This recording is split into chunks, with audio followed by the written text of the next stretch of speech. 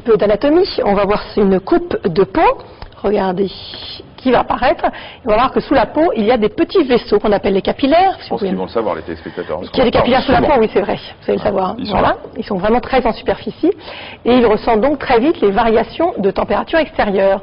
Quand celle-ci est basse, eh bien, ils vont se contracter pour éviter qu'on perde de la chaleur.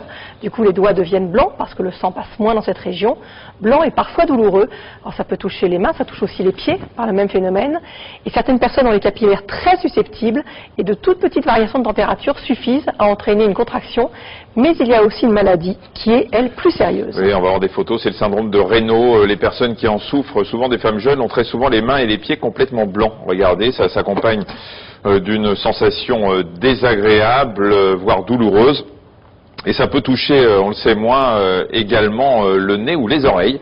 Et c'est parfois associé à des fourmillements, un engourdissement. Alors le médecin va demander un examen des capillaires, on appelle ça une capillaroscopie.